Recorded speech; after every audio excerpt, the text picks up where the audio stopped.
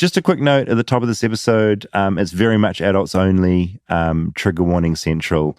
Please listen with caution. And yeah, if you've got kids in the car, this probably isn't an episode for them. If Spaceman Barry was triggering for you, this one may also have the same triggers. Okay, on with the show.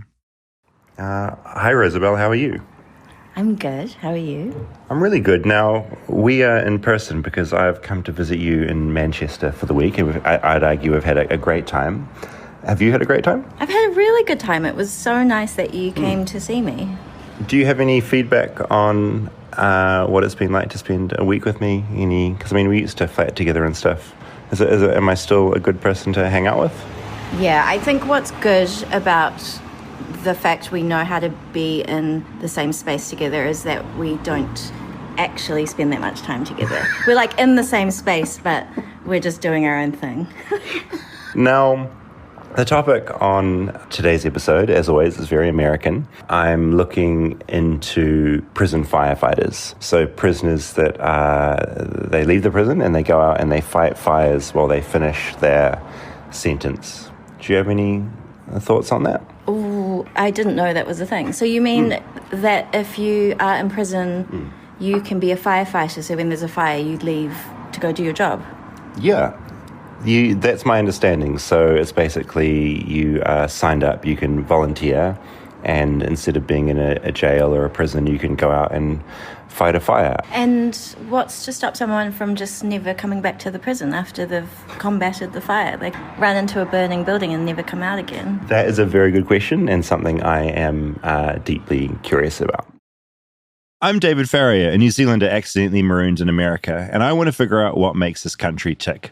Now, back in January, fires raged in parts of LA, and we did an episode trying to make sense of it all, talking to experts and those who were affected. During the episode, we briefly raised the fact that here in the US, some prisoners find themselves on the front line fighting fires, here in California and in other fire-prone states. I remember finding this out and sort of reacting with horror at the whole idea. Using the prison population to go and do one of the most dangerous things I could imagine, it seemed deeply problematic and troubling to me. Well, since then, I've been talking to one of those prisoners that, while serving their prison sentence for burglary, ended up becoming one of those incarcerated firefighters. So today's episode is about Matthew Hahn, a free man now, and someone who bristles a little bit when people like me come along going, this whole prison firefighter thing seems to be a bad idea. We talk about fighting fires, and then I discover another part of his story, which had him in prison in the first place. And that, I think, is what this episode really ends up being about, but I don't want to do spoilers, so just come along for the ride. So, get ready to ditch that prison cell for a raging forest fire, because this is the Prison Firefighters episode.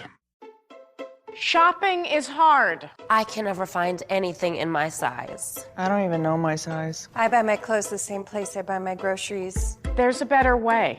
Make it easy with Stitch Fix. Just share your size, style, budget, and done. Your personal stylist sends pieces picked just for you. That was easy. Stitch Fix. Online personal styling for everyone. Free shipping and returns. No subscription required. Get started today at stitchfix.com.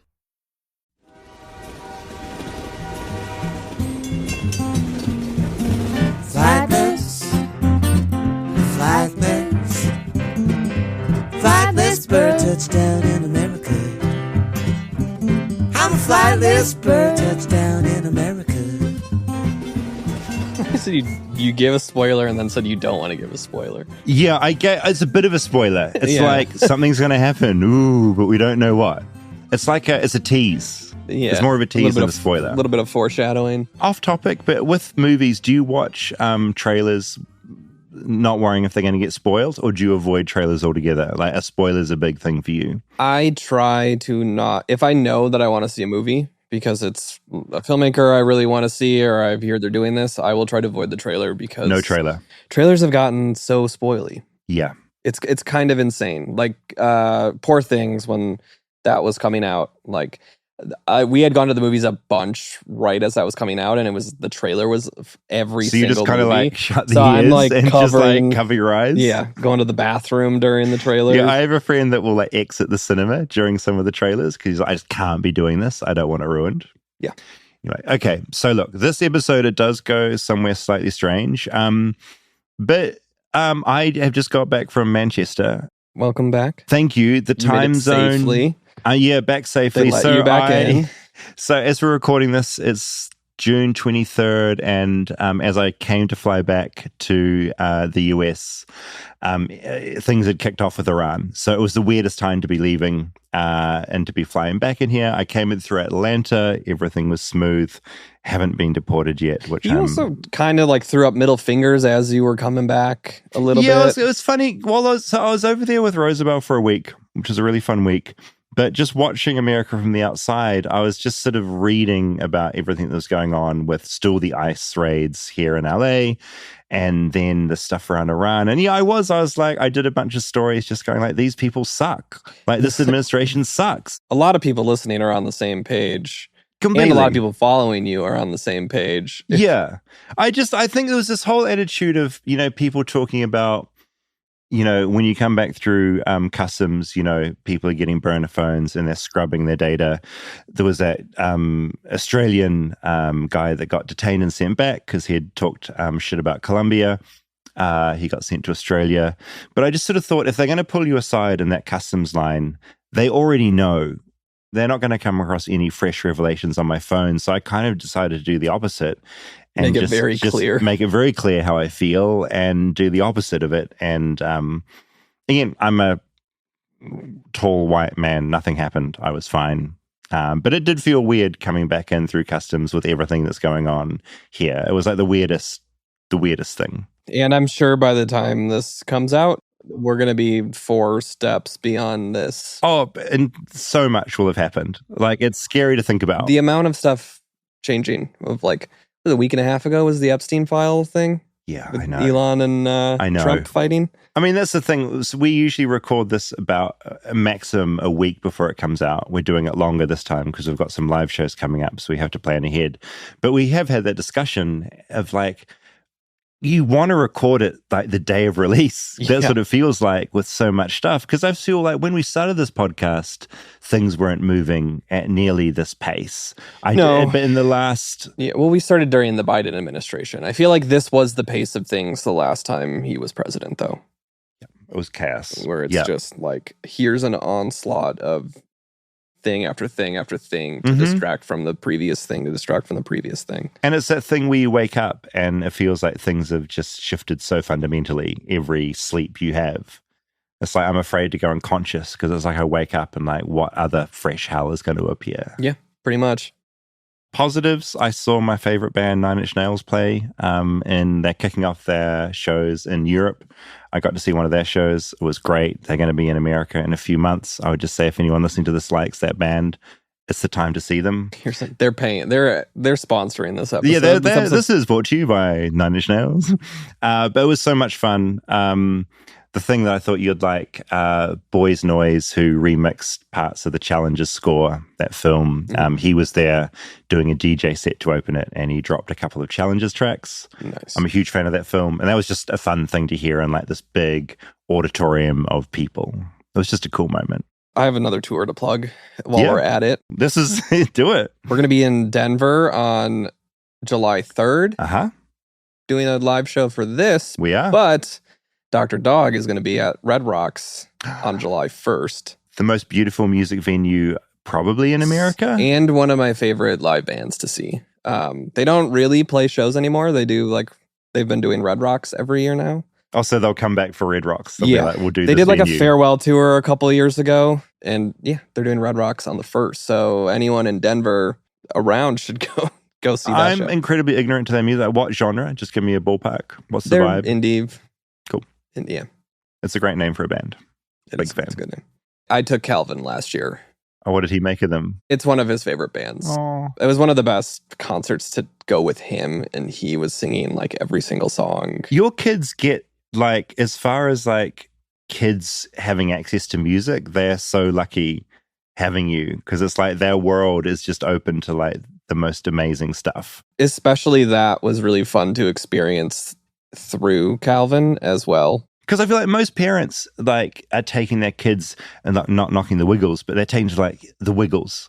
This is what music is. Whereas your kids are seeing like some of the most epic stuff they could see. Yeah, Vincent's first concert when he was like 6 months was Andrew Bird playing a backyard in Silver Lake. Yeah. Oh my God. Lucky little shit. If you want tickets for our show in Chicago as well, everything's at flightlessbirdpod.com. That one is July 10th at Park West. Yes. I also wanted to say the emails we're getting are just getting better and better. And it's always flightlessbirdchat@gmail.com.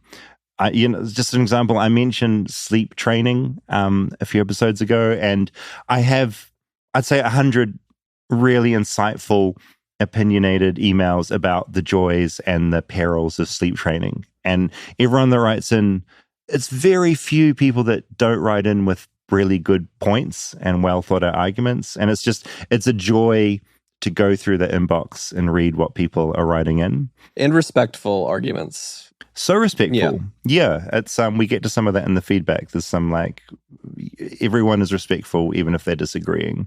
Someone just wrote in before I came in with they'd listened to our Focus on the Family episode, and they'd just been going through a whole lot of books they had in a box, and they found this really good one about premarital sex. I don't want to get too off topic here, but I just really liked it. Sin has always been a destructive effect on a young person, but I believe the sin of premarital sex is especially damaging to the person who engages in it. He or she loses the innocence of youth and sometimes becomes hard and cold as a person. I just love the way that's written. Another James Dobson book. Anyone giving us reviews on Apple or Spotify, that really helps us. So thanks for doing that. And anyone sharing episode links on social media, thank you. That ends the PSA part of this episode. Okay, so prison firefighters. Do you have any thoughts before we get into this interview with Matthew Hahn? Do you have any thoughts on prison firefighters just as a thing? I'm fairly unaware of them. Yeah, right. I mean, I know that there's a lot of contention between like forced labor of people in prisons, and that it sometimes gets equated to slavery. Yeah, that was my thought, because like with the LA wildfires, I just saw a bunch of people saying, they make prisoners go out and fight these fires. And I'm like, that seems like whatever you think about people who are incarcerated, like making them go and, in my mind, fight like the scariest, most dangerous thing you could do, fight a fire. I'm like, surely this is like going against prisoners' rights or something. Risk their health, risk their lives. Like, yeah. I could think of like nothing riskier to do than this, So that was my initial thought.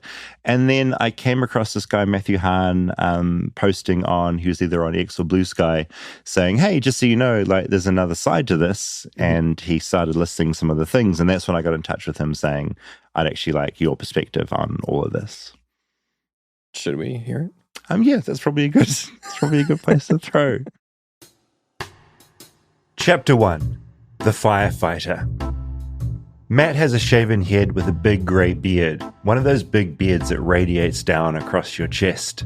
Well, my name's Matthew Hahn, and I pay my bills as a union electrician. And if you want to call it my side hustle, but my side passion, the stuff I do outside of work, pretty much it relates to meditation, Buddhism, recovery, and kind of the intersection of all of those. He currently lives in San Jose, California, but spent a lot of his early years in and out of prison. He says these days he tries to give back as much as possible. I teach in prisons, mostly because a lot of the transformation I made when I was in prison happened because volunteers came inside, so I'm trying to kind of pay it forward. So I feel called to do that sort of work. I'm in recovery, and so I also share meditation and stuff like that with folks in recovery. I reached out to Matt because during his last 7-year stint in prison, he ended up being one of the prisoners who would go out and fight fires. I'd first heard about this during our LA Fires episode, and I wanted to talk to someone about it firsthand. I've had a couple of prison terms: burglary, grand theft, possession of stolen property. That's what I was in prison for. But on this term, I spent most of my time before going to fire camp at Folsom State Prison near Sacramento. Fire camp makes it sound almost fun, like a school camp. But Matt knows people like me look at the idea of incarcerated firefighters with a kind of horror. Like, how could they make prisoners do that? There's discussion in California about people in prison fighting the fires. I was one of them. I lived in prison. I was a firefighter. There always seems to be a lot of misinformation. My initial reaction, probably like a lot of people who are online reading headlines about things, is sort of shock that, oh God, like the people we're forcing onto the front lines to fight these fires don't have a choice and they're incarcerated. And this seems sort of deeply questionable and unfair. You're someone that's done this. Can you just walk me through your perspective on this a little bit? I mean, it's complicated, right? Technically speaking, it's a voluntary program for people inside. Voluntary in the sense that nobody's going to get sent to fire camp, which is what they call the places they live, without agreeing to do so or them asking. At the same time, prison conditions aren't great in California.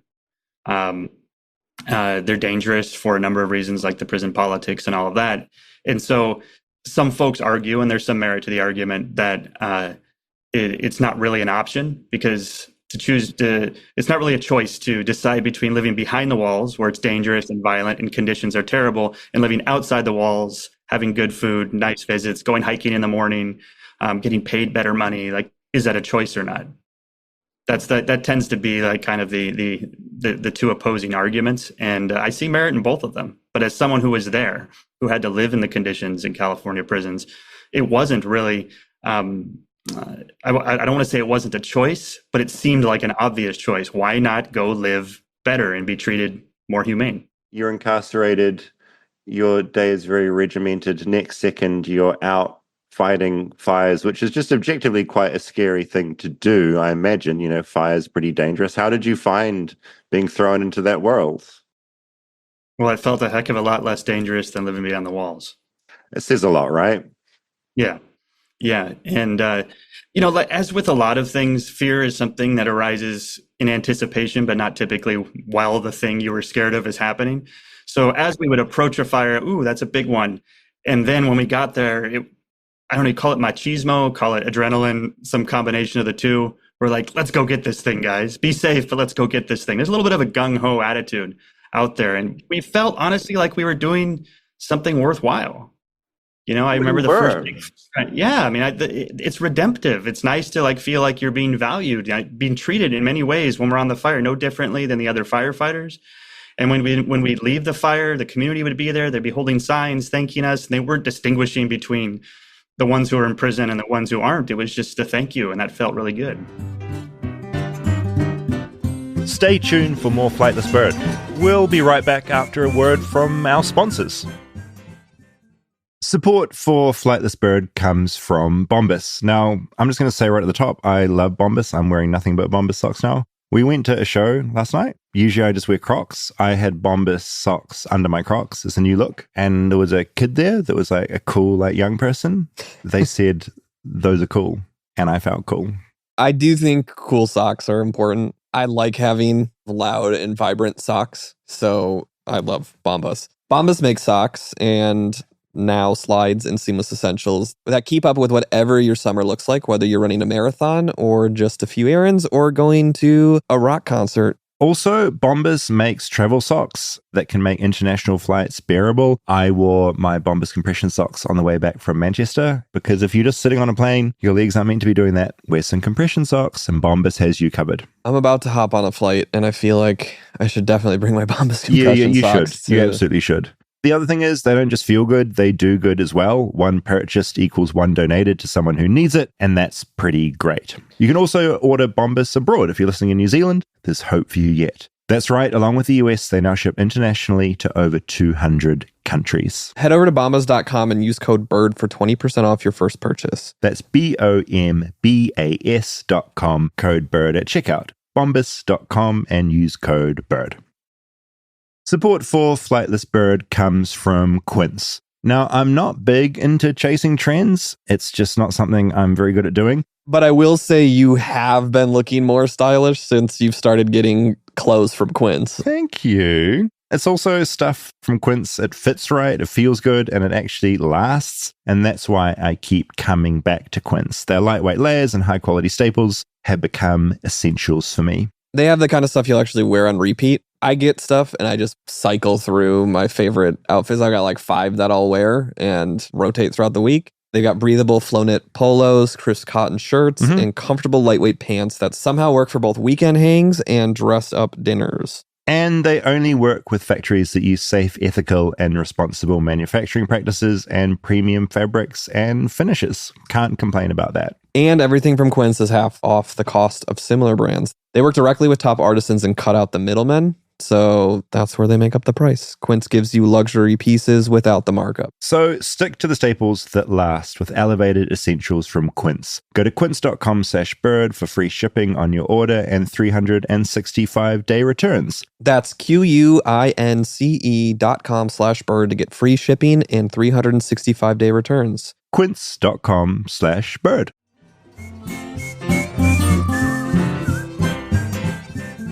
Yeah, I mean, it was the Hestasita fire in Santa Barbara in 2009. Seasonal California wildfires that came ahead of schedule are still burning out of control. The latest blaze covers 1,300 acres. Pushed by 70-mile-per-hour winds, the fires made its way through some of Santa Barbara's more affluent neighborhoods, burning dozens of houses, some to their foundations. Just watching news reports from back then fills me with dread.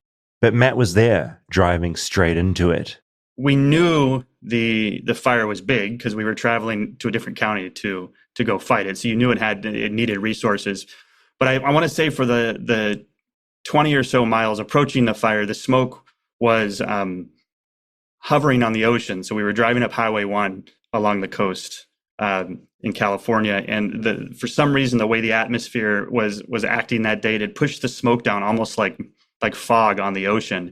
And when we rounded a particular bend, you could see the fingers of fire leaping up over the top of the mountain. And we're like, oh, this is a big one. And there was a little bit of terror. And it was frantic when we got there because the wind was pushing the fire down the mountain toward the neighborhoods. And so we weren't doing even what we were typically trained to do. We didn't learn to fight fires really in neighborhoods, but that's where they needed us. And so we were in these neighborhoods. The sky was black. The sun was like a red apple or something, and there was fire raining down into the neighborhoods. And I remember taking my first breath of that air, and there's just not as much oxygen in there, and my body went into kind of like a terror response. It wanted to run, and then maybe 10 or 15 minutes into it, it started to get accustomed to it, and then it was just kind of business as usual. But yeah, there was definitely some terror the first time I saw very, very large flames, like, 50, 100-foot high flames. While talking to Matt, I realized a lot of my original assumptions were wrong.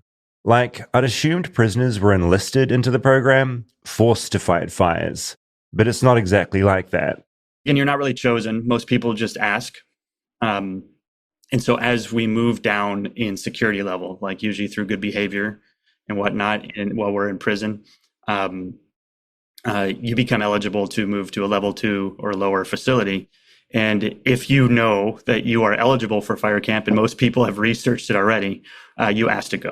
You have to have 8 years or less left on your sentence. You can't be convicted of serious violence, can't be convicted of sex crimes or arson or have escape attempts. You have to be, the very nature of dropping down in security level, you have to be disciplinary free for a good stretch of time. You can't have any underlying medical conditions that require regular medical treatment or psychiatric treatment because you're out in the middle of nowhere. I find it good knowing that arsonists aren't sent out into the woods, but I do find myself wondering if once prisoners are free compared to being in a cell, they ever make a run for it, a run for freedom out there in the woods. People still get in trouble because there often aren't fences. The camp I was at had a road that went right by it, and so family had the opportunity, and this happened, to throw a duffel bag out with liquor and weed and other things that could get people in trouble. And so, yeah, people would, sometimes do that, party a little bit and then get caught and they get sent back to the jail for 90 days or something and then come back to a fire camp after that. But not a ton of trouble, and certainly nothing serious like you see behind the walls. Although there was a guy, this happened a few times, but guys would try to meet their girlfriends in the bushes. and they got caught. And so it wasn't necessarily an escape attempt, but it wasn't out of bounds. And so they sent them back to the prison for a while too. Like, you need to settle down, bud. Chapter 2, Being Treated Like a Human. As I talked to Matt, I realized that this firefighting program had been really important for him in his rehab. Even just hearing him talk earlier about how rewarding it was to have residents treating him and the actual firefighters the same, thanking him for helping them.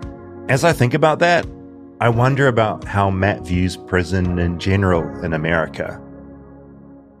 I'm always sort of shocked that America has, the highest prison population sort of per capita. It seems to be doing sort of a bad job of rehabilitation in general. America sort of loves locking people up. But I'm this liberal idiot who's never been inside a prison. Maybe we need to be locking people up that deserve it. Do you have any sort of broad ideas on how America could do it better or how it's going? I don't want to act like I have an answer, but I can say that the most transformation I saw happen in prison, myself and others, happened in environments where we were actually treated like humans, where we had some dignity, where a moment from our past wasn't used to define us in every waking moment from there on forward. And those were in those spaces like I talked about where volunteers would come in, and they were in spaces like being in fire camp where you're just a firefighter and you're working for the community, like the redemptive value in that. Everybody wants to feel relevant and valued. And in most prison circumstances, that relevance and value comes from all the wrong people. So how do we transform prisons if we have to have them? How do we transform prisons into places where people can feel relevant and feel valuable and have self-worth or build it back, and get that from people who we should be getting it from? I think there's a lot of people in prisons that probably shouldn't be in prisons at all in the first place. One thing that surprised me was that prisons are full of people that you really wouldn't recognize as belonging in prison were it not for the fact that you saw them in prison. These are a lot of people in there are really feel like average Joes, including people who've been convicted of what we think of as heinous and terrible crimes. It was always a surprising thing for me. So I think if you look to things like, the Norwegian model, where except in the instances of people who have essentially let everyone know that they have no interest in becoming a different person, people live in humane environments. They're allowed to essentially try to recreate what life might be like on the outside, but on the inside. Give them the opportunity to figure out how to be human, and the only way you can do that is to treat them that way. I don't know what that looks like. I don't know how you transform a prison. I think California's system is around 100K, 110K or something now, 110,000 people. I don't know how you do that for 110,000 people.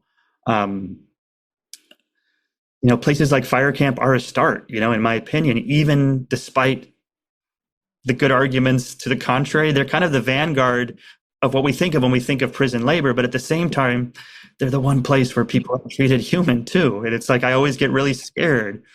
And it hurts my heart sometimes when I hear folks who are saying or doing things maybe unwittingly, and they're on my side. They're always have the best intentions. But I worry about the program getting shut down, because I know that what happens when programs like that get shut down is they don't go home. They just go back to the prison, And so how do we have more environments like fire camps, honestly, in prisons where people can get treated more humane, and probably even better environments like the ones they have in Norway and Sweden? Yeah, so how the fuck do you expect someone to become a better human if you're not even treating them like a human during that process, right? You've got no fucking chance. Yeah, if you ever want insight into the way guards think about humans, there's some interesting books you could find in the world, essentially training guides for prison guards, training guides for correctional officers, and you find out how they learn to contend with prisoners, inmates. And one of the things they learn is that sympathy and compassion are dangerous. They're told to be wary of compassion. In fact, I've had to do a couple of trainings myself as preparation for going back into prison that's provided by various departments of corrections. And part of that training, there's always a few slides on beware of compassion, beware of empathy. These are dangerous things to feel. Remember, the other thing they say is, remember, they're probably lying to you, and they're definitely trying to manipulate you. I'm sorry, if folks are like, if that's the presumption about people, how do you expect them to act any different than the way they were before they came in? And if not worse, because some people weren't actually lying all the time or manipulating all the time or doing things that would warrant that sort of treatment. And so a lot of times people just come out worse. It's a terrible narrative to digest. While Matt says it's complicated, for him, being an incarcerated firefighter was a good thing, an opportunity to do something that mattered. Mentally, for him, that was huge. And it also came with some other added benefits. The other thing that we got compensated with was early release, so I went home a year and a half early because of going there.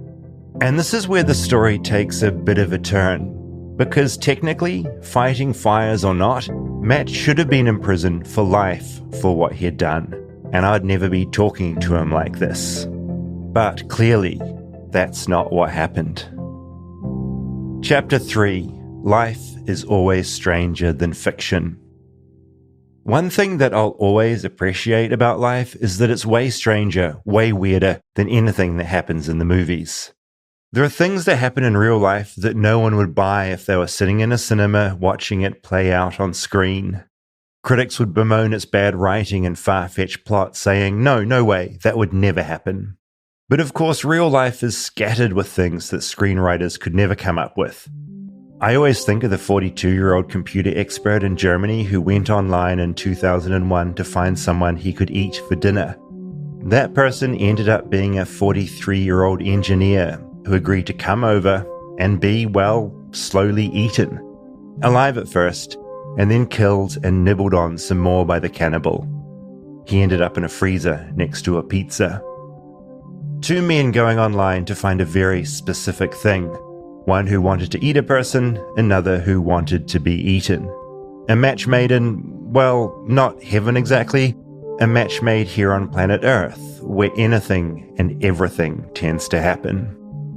Now, Matt's story of how he got to be in prison and how he got out has nothing to do with cannibalism or the internet, but it is one of those stories that seems stranger than fiction to me, maybe to you as well.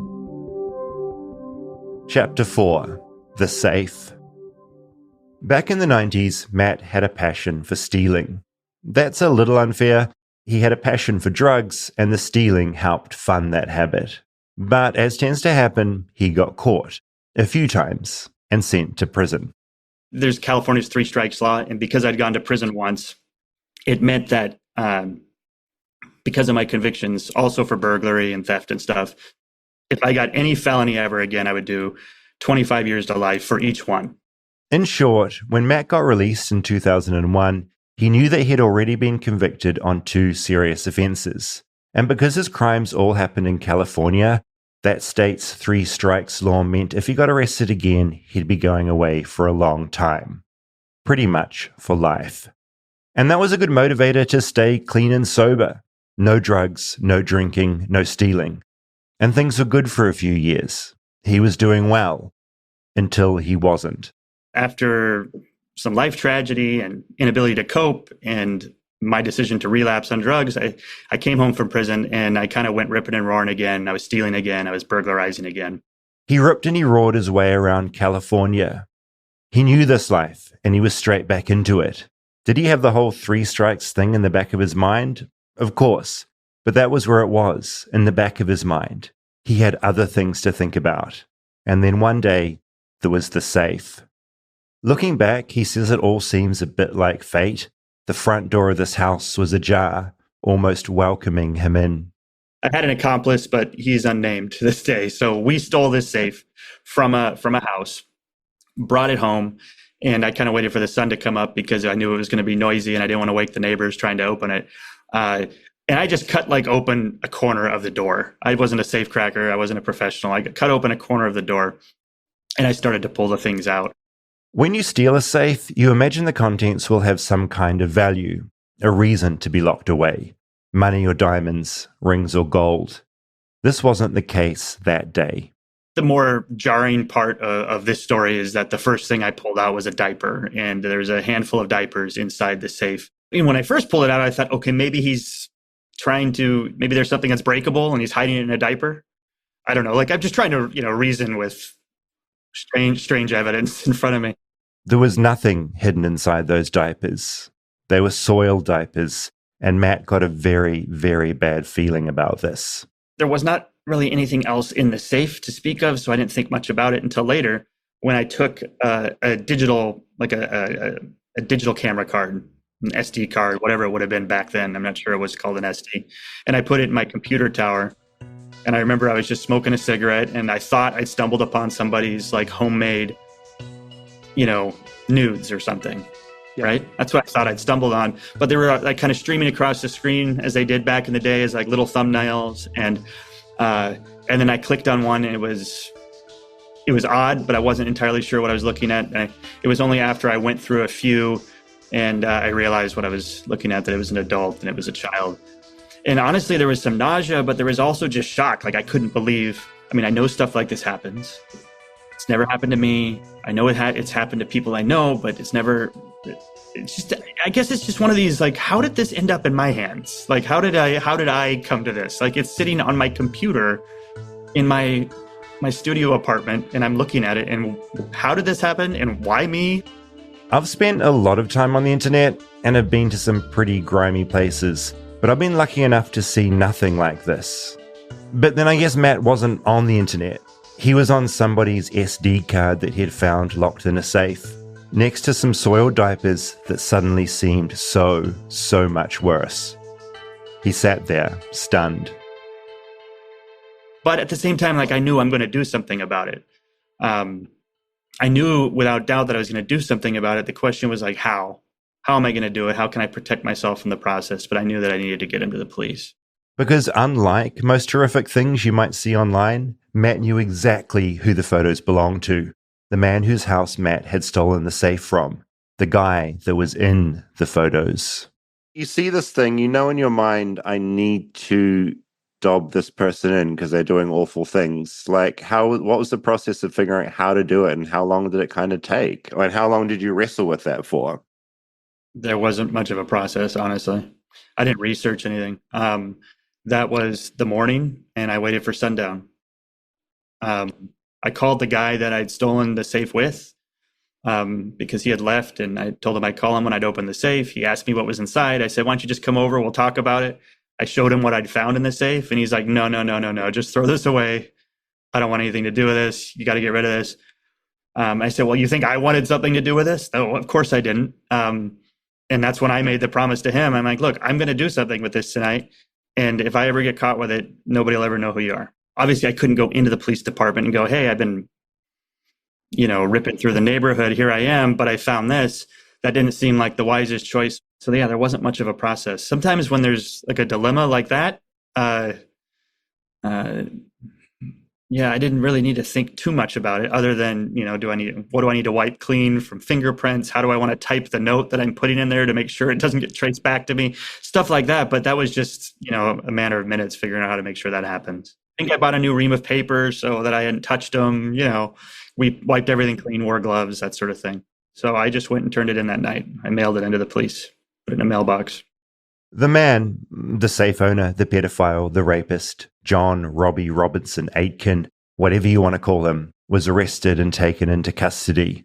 The police had their anonymous evidence, and they jumped on it quickly. Matt felt a huge sense of relief, but it was short-lived. 2 months later, he was caught and arrested for another burglary in another place. His 3 strikes nightmare had come true. There was a certain kind of like relinquishing, realizing that I don't want to do this anymore. Like, I'm tired of lying. I'm tired of cheating. I'm tired of stealing. Chapter 5, Strike number 3. I knew the police department. I'd been on parole in that town, so I kind of knew them pretty well. And they were essentially shaming me when I got arrested, not without justification. And maybe in one of the worst instances of like showing the ace up my sleeve, because of the shame, because of what was going on, I said, well, at least I gave you Aitken, and that was the name of the guy who'd been arrested. And so they came to know that I was the one who had done that burglary. A year goes by, and Matthew is awaiting his day in court. It's fair to say he was in a pretty bad headspace. I'm in the county jail. I'm facing 16 felonies, so 400 years to life. $25 for each one. I was just in a lot of pain, man. Like, I wanted to die. Like, I was planning on committing suicide if I got to preliminary hearings and it looked like I was definitely getting life. But while he was in jail, a problem had arisen with the other case. Because the evidence in that case, the SD card, the photos, was all stolen property from an anonymous source, and cracks were appearing. And somehow, his comment to the police about being the anonymous thief had reached the DA. And I get visited by the district attorney who's prosecuting that other guy. And she basically tells me that there's a chance the photos that I found could get thrown out as evidence because they were obtained illegally. And that they needed to prove somehow that that it wasn't the police that were involved in that burglary, right? And so essentially asked me to go on the record saying that I'd stolen the safe and whether I'd be willing to testify to the fact that I'd stolen the safe. This created a problem for Matt.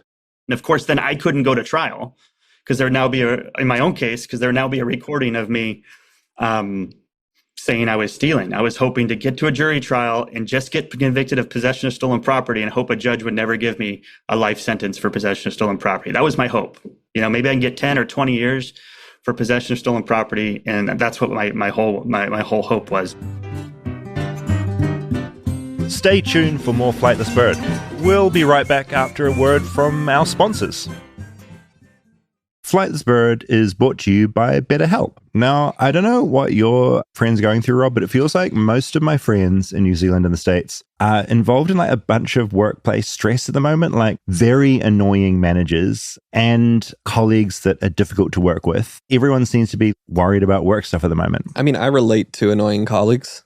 I don't know what you're talking about. But workplace stress is now one of the top causes of declining mental health, with over 61% of the global workforce experiencing higher than normal levels of stress, which explains why a lot of my friends are complaining. And while the holiday is really great, it isn't a long-term solution to stress. Don't forget that therapy can help you navigate whatever challenges the workday, or any day for that matter, might be bringing you. Yeah, I think just being able to talk to someone about these issues, it doesn't always solve the problem, but getting it off your chest can relieve so much stress. We both find it very valuable to be able to have an outlet to kind of express these feelings and these stresses. I was talking with Rosewell actually about how every project I do, whether it's like something I'm writing for Webworm or a documentary, there's always at some point where I get so stressed like a toddler, like angry. Like, why is this happening? And one thing that therapy has taught me is that you don't have to let those feelings overwhelm you, and you can just step back from them. It's not going to get rid of your horribly annoying boss or colleague, but it is going to make you much more sane in the process of dealing with that and being able to feel better in that moment. So that's why therapy for me is so important. With over 30,000 therapists, BetterHelp is the world's largest online therapy platform, having served over 5 million people globally. And it works with an App Store rating of 4.9 out of 5 based on over 1.7 million client reviews. It's also really convenient. You can join a session with a therapist at the click of a button, helping you fit therapy around whatever you're doing in your own busy life. Plus, you can switch therapists at any time. And I think that's another really great feature. Yeah, you don't have to be trapped. Yeah, exactly. I hate being trapped. I should probably see a therapist about that. As the largest online therapy provider in the world, BetterHelp can provide access to mental health professionals with a diverse variety of expertise. Our listeners get 10% off their first month at betterhelp.com/bird. That's betterhelp.com/bird.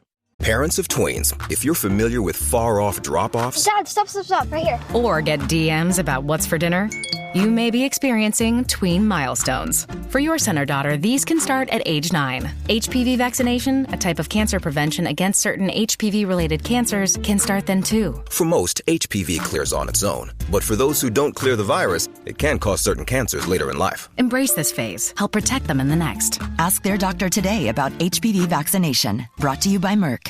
Meta AI is the personal AI to help you with whatever you need. Plus, it meets you where you are. Not only is Meta AI now an app, but it's also on the apps you already know and love. Facebook, Instagram, WhatsApp, and Messenger. Plus the Ray-Ban Meta glasses. It's easy to access wherever you are. So whether you're talking or texting, Meta AI is convenient to use throughout your day. Experience our newest AI that's tailored to you by downloading the Meta AI app. Try the Meta AI app today on the Apple App Store and Google Play.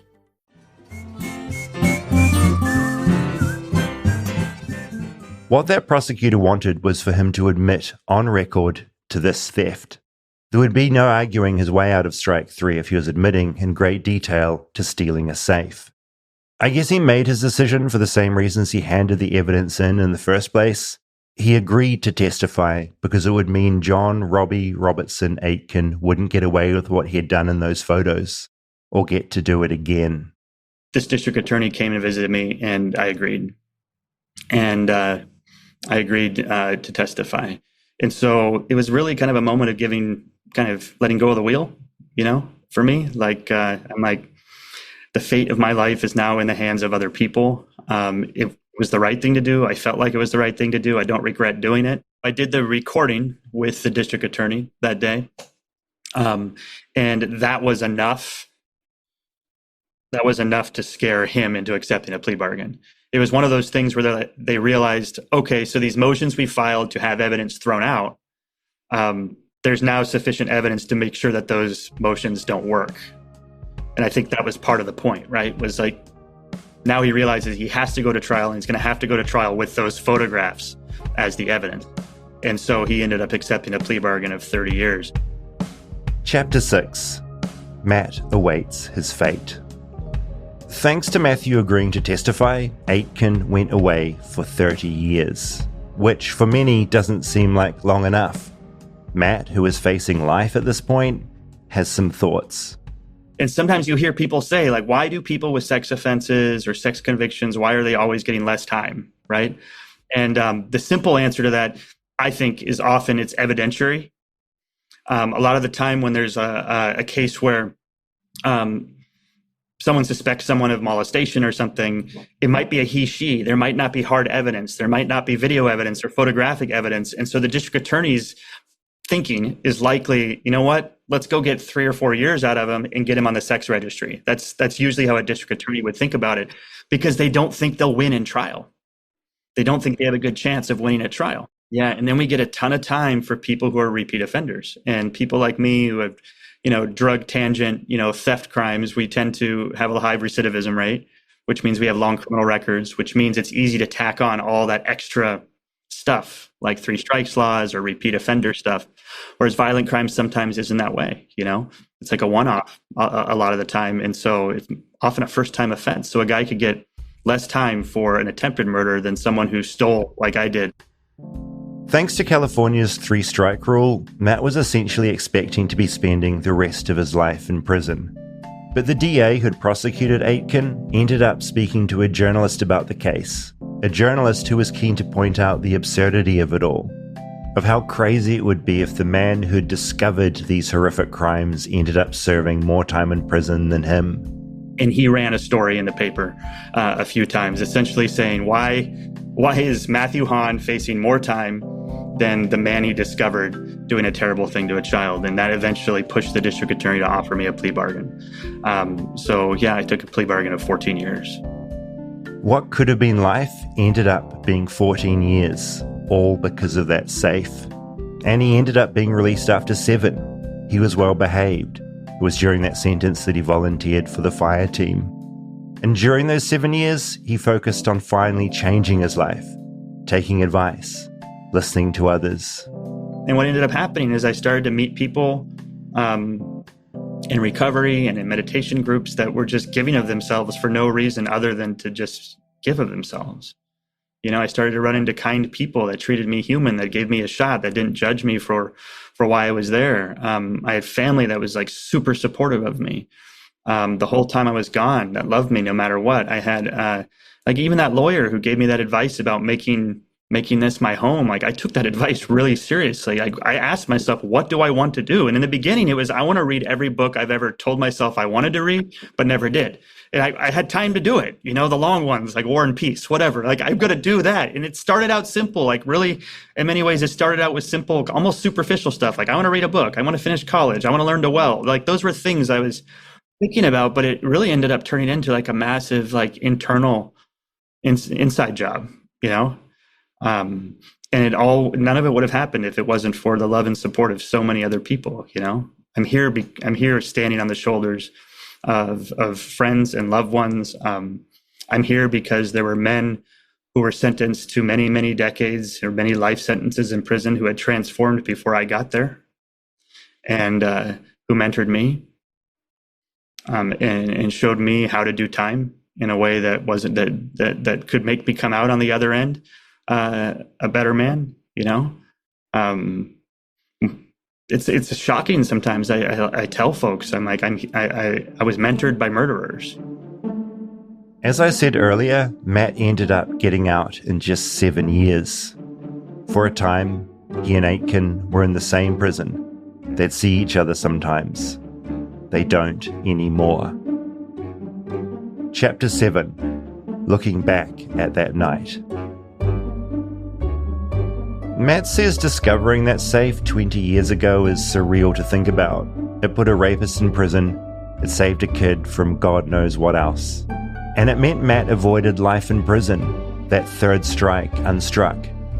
And he got to get his life together.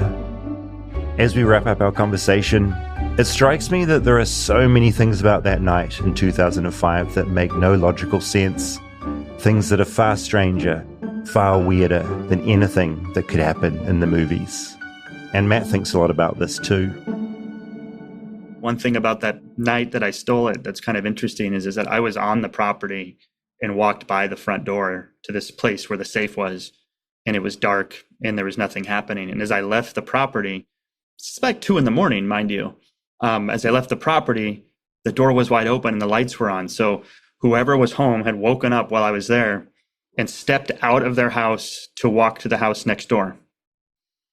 And so as I'm leaving, I walk by this open door. Of course, normally I would just run, right? Because someone's awake. I'm doing a burglary and someone just woke up.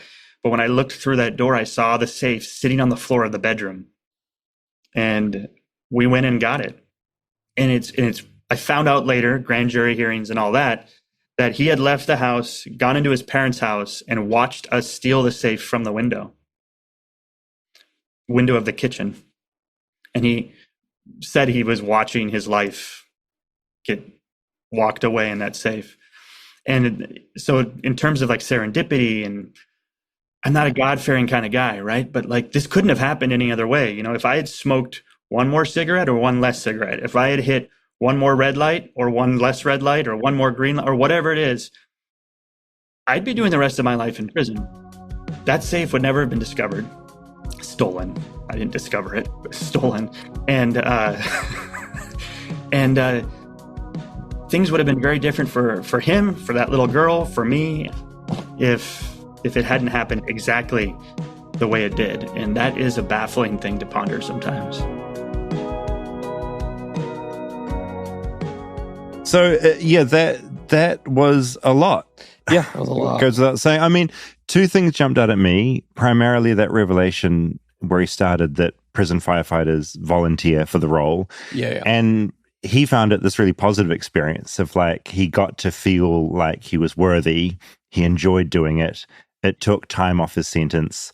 Obviously, there's people that would probably disagree or have a different experience. But for him, he was like, this was a really good thing for me to do. And I just never thought of that perspective when I was originally thinking like, oh God, this is horrible that firefighters are doing this. Yeah, I mean, there's a lot more context to it. The fact that they're treated more humanely, they're housed differently, they're in different areas, and the fact that the prison that he would normally be in is more dangerous than fighting the fire. Totally. Like he'd rather be out. Yeah.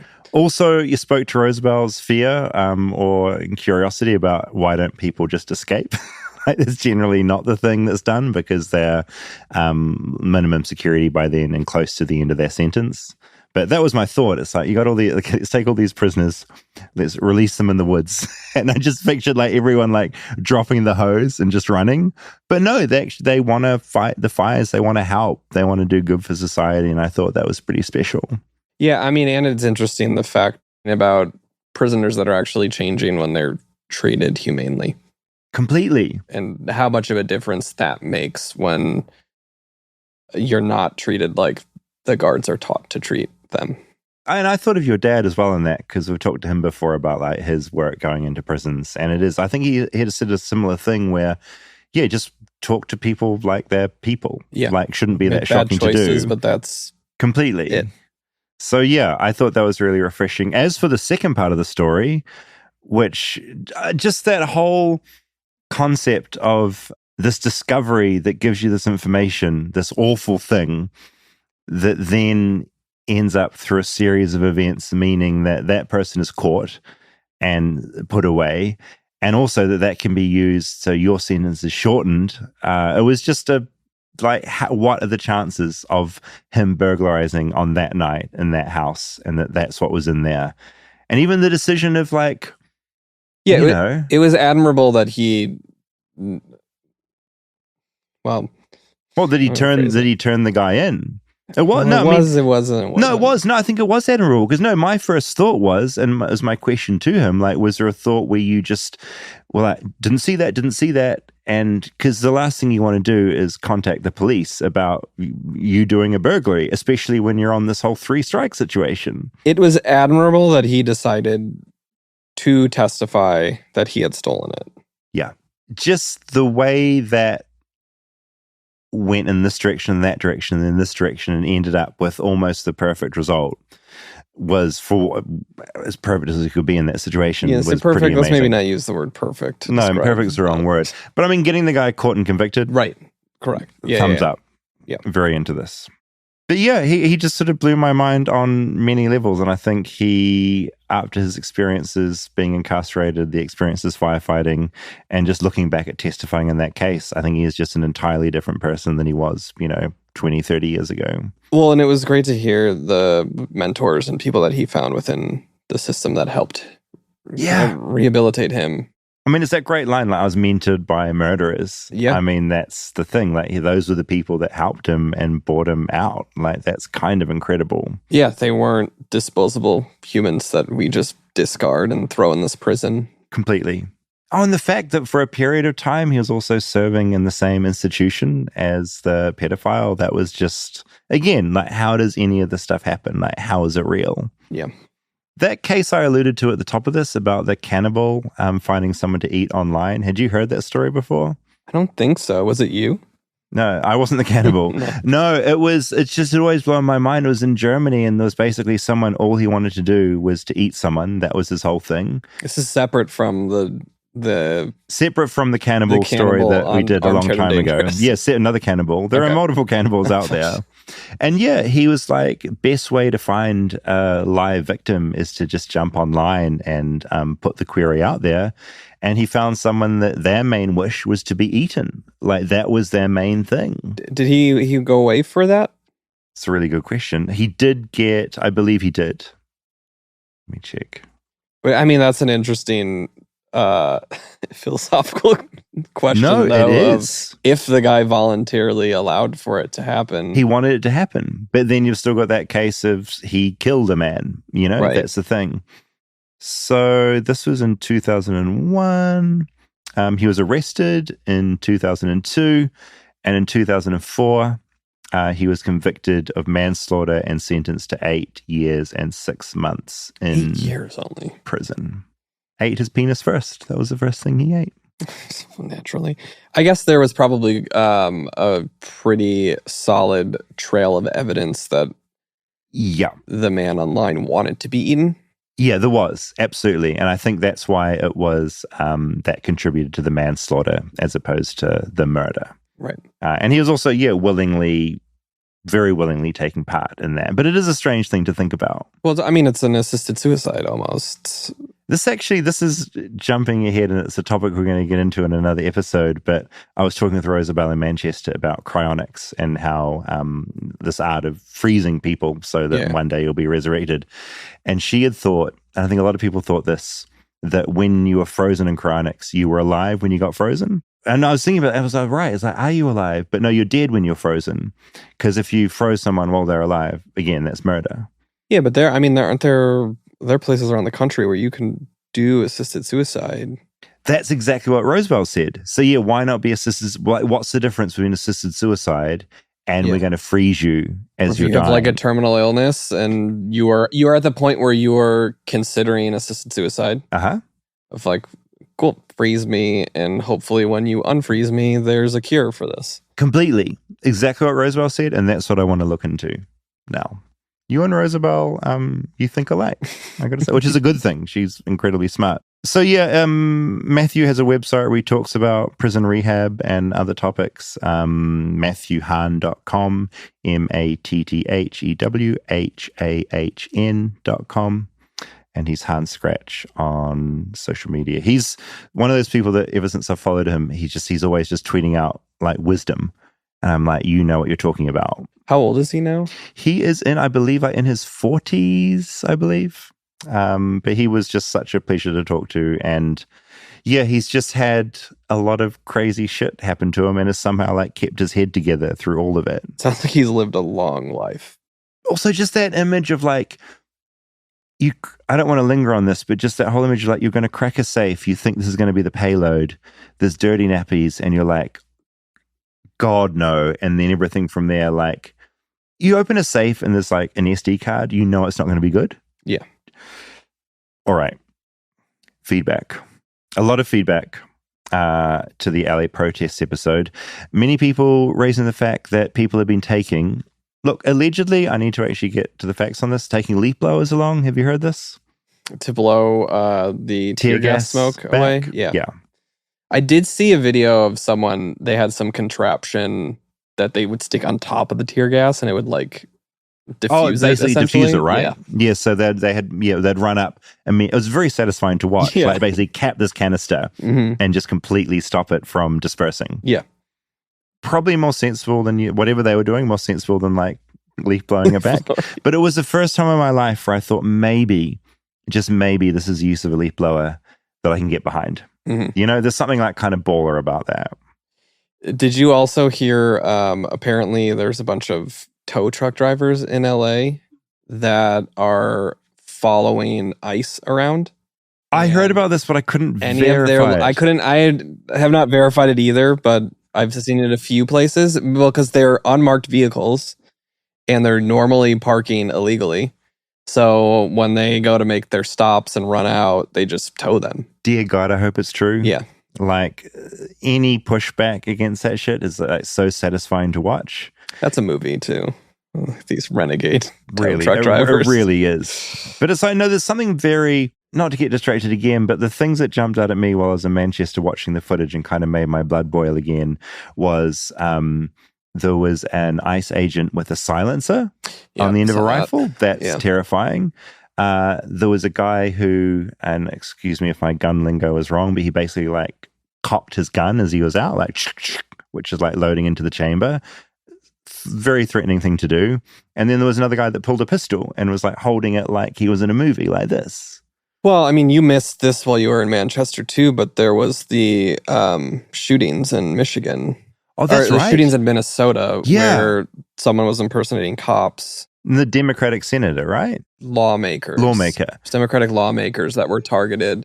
I mean, which makes it even scarier that like they're covering their faces and their identity and not willing to say who they are. Completely. Also, that story seems there's so much crap going on. Yeah, that seems forever ago. And that's I should know everything about that. Like, it should be a giant story. It feels like it just sort of flitted away. Yeah, this will be two and a half weeks ago from when this is released. And you're right. Like, that is this whole idea of having masked, unidentifiable people on the streets. Like, what is there to stop any? I mean, there are already cases of like people just dressing up and like playing cop out there. Yeah, I'm surprised it's allowed. But then, am I in this country? I don't know. Andy wrote in, I was listening while walking my dog around the quiet Scottish rural town that I live in, peaceful with the sun splitting the sky. I like the idea of someone in Scotland listening to Same. the podcast. I thought that's so nice. It's so nice, right? Yet in my ears is a barrage of noise, loud revving of engines, shouts and screams of protesters. Being from Glasgow, I'm well accustomed to loud crowds and potentially violent gatherings. We experience it yearly with football and our own religious hell. But I've never heard the noise that was coming through my headphones like that of the recording you were broadcasting. The energy of the protesters to protect some level of human rights, morality and democracy is amazing, but it pales in comparison to the iron fist of the US government and the direction it is sent in by the current president. Does This episode is just a reminder that I'm glad I do not live in the United States. It's too volatile. A country with the potential to be the pinnacle of diversity and multiculturalism is time and time again sent back into the dark ages of racism and horror by those who run it. It's horrific that cruelty like this can be seen as being so ordinary. So thank you for that, Andy in beautiful Glasgow. Jamie wrote in, and speaking about people from different perspectives being clear and laying out their argument well, I think this speaks to that. Jamie does start with a little precursor. To be clear, I'm not a Trump supporter, and to this day I still can't believe that he has been elected twice. But then she went on to say, actually she or he, Jamie, I'm not sure, I was deeply offended by the treatment of the National Guardsmen and women by the LA protesters and a few comments made by you, David. As someone who served in the army as an enlisted soldier, I feel for the folks that were deployed, who were sent away from friends and family on a ridiculous mission. While there are a few dummies who probably love the whole thing, I can assure you that the majority of the mature men and women in uniform were horrified to be put in that position. For those who have never served, you just know that when you get sworn in, you take an oath to follow orders, all orders. You don't have the luxury to pick and choose. You don't get to call in sick or quit your job. If you fail to follow orders or not do your duties, you can be court-martialed and imprisoned. While this may seem like those who choose to serve sell their souls, a lot of us see no other options. The military offers sign-on bonuses, college tuition, housing, food, etc. When you're faced with the choice between serving a few years in the military or with never being able to scrape your way out of poverty, signing all your rights away for a few years doesn't seem all that bad. And yeah, I thought that was a really interesting position. My initial, my pushback is as someone who isn't in this position, is always at what point are you being told to do something where you go, no, I'm not going to do that. There has to be a point where just because you're just following orders in history hasn't always worked out that well. And I think that is also something I just always feel deep in my guts. But they do raise a good point. Also, these people, and it's the National Guard member, the former National Guard member we interviewed the other week, he made the point that when you are sent somewhere, you're just suddenly sent there. You don't have time to look at all this is maybe a bad example, this particular case, but you don't always get to look at the politics of the situation. You're just sent to do your job. But at some point with these ICE agents, when this is going on for months, I'm come on, Right. I mean, I don't think we can also interchange what ICE is doing with what the National Guard was doing. Oh, 100%. In LA especially. So 100%. I just did that without even thinking. Yeah, 100%. I just think at some point when you're doing this ICE, you have to sort of clock and go maybe taking orders isn't what I... Well, I don't... different I don't organizations. think ICE is a military position either, where they're ordered and it's their job to do that. But it's not you're not risking imprisonment, and you're not risking imprisonment for that's the other thing with order. ICE, right? Yeah. I think that they're just like a police officer. Yeah. And at that point, you quit, which obviously is a much more weighted decision as well. But 100%. If it's do what they're doing or quit, you would hope a lot of people would choose quitting over that. 100%. And you're right, there is that distinction. My brain just sort of suddenly lumped everyone in the same place. But yeah, again, then I guess the National Guard also have that choice of depending on what you're called to do against American citizens is when do you sort of think to stop doing that as well? But consequences are worse for them. And also they're bringing in people young who need the money, and it does give them a job. And you need money in America. But I appreciated Jamie's words there. Jade wrote in on our Scientology episode from a while back now. I was born and raised in Clearwater, Florida, and I'm not a Scientologist. I sometimes forget how strange and dark the cult is because it's just an average part of my life. A couple of quirks I thought you might be interested in from an outsider's perspective. When job hunting in Clearwater, you must be careful that you're not accidentally applying to a front for Scientology. It's happened to almost every young adult adult I know who's ventured into the job market at some point in the area, and I even got so far as to have a phone interview with one of them. They seem like average businesses, and when you look them up on Glassdoor or other reference sites, the reviews are always good and harmless. That's because typically they have members of the cult-right glowing reviews that make them seem normal. She says they also have a private school in town called Clearwater Academy International that does pre-K to high school. I was unaware that they had their own school. Again, it's never advertised that they're Scientologists, which is amazing to me. So yeah, watch out if you're applying for Clearwater Academy International. Her mother's next door neighbors are Scientologists, and years ago they signed her up for Scientology without her permission. It took her months and months to get off their lists. I think she may be classified as a suppressive person now, which is fine with her. We all once got a magazine in the mail as Clearwater residents for Scientology that basically said, this is terrifying, we're all around you. We are your dentists, your doctors, your neighbors, your firemen. Oh, Clearwater, Florida. Clearwater, Florida. What a place. She offered us a tour if we ever end up there, which I think is very kind, and I'd be very tempted. From the Blockbuster episode, I just thought this was a nice story. This is Heather. About 17 years ago, I moved from a small town to Oak Ridge, and when I moved, I got not only a Blockbuster membership, but also a Hollywood video membership. Mm-hmm. Fast forward 6 months, I'm fresh out of a relationship and see a very attractive man working at Hollywood Video.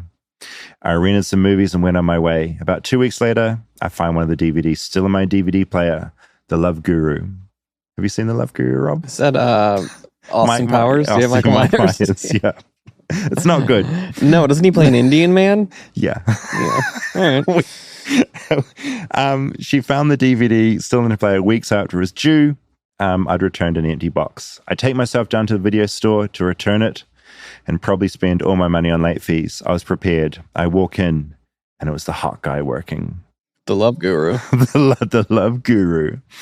While he's looking everything up in the system, he starts chatting to me about my hoodie that I was wearing, which was a Slipknot hoodie. I love Slipknot, so I'm a big supporter of that.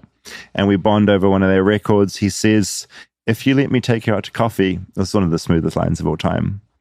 If you let me take you out to coffee, I'll make those late fees disappear. That should be our next Flightless Bird shirt. Fast forward 16 years, 1 kid and 2 dogs later, I'm forever grateful that I left the Love Guru in my DVD player. Thought that was really beautiful. I mean, Michael Myers working his magic. And just finally about that sperm donation epi, just some feedback from Susan. From someone who was conceived via sperm donation, I had some thoughts. Lack of regulations, and there are many, is in large part due to the following. Both sperm and egg donation are regulated or overseen by the FDA, the Food and Drug Administration. They consider it reproductive tissue rather than something that will become a full human being because it's not innervated, doesn't have nerves. Never heard that word before. The Health Resources and Services Administration, on the other hand, regulates and oversees innervated things such as organs for transplants. Then there's the Administration of Children and Families, which oversees foster care and adoption. All 3 of these are divisions of the Department of Health and Human Services, but I think products that create the genetic makeup of a human should maybe not be overseen and regulated by the FDA. And I just found that so interesting that the Food Drug Administration administers crazy. Eggs and sperm, because I think of that as like drugs and food. No. Some people. And that's a good place to end. Also, she just mentioned another amazing thing. Her donor family is at 50 dibblings, she calls them, donor siblings. And counting. Just thinking outside the box here, but how about an agency that focuses on human beings rather than products should run this whole thing? Yeah, probably a good idea. Yeah, I thought that was a fun little fact. FDA. Holy shit. Any parting thoughts, Robert? July 3rd, July 10th, Denver and Chicago. Yeah, flightlessbirdpod.com has tickets for both those shows. Can't wait to see you there. If I have said anything stupid this week, it's because I am currently in the Manchester time zone. When I went to bed at midnight last night, I looked and it was 8 a.m. in Manchester. And so right now I'm meant to be asleep.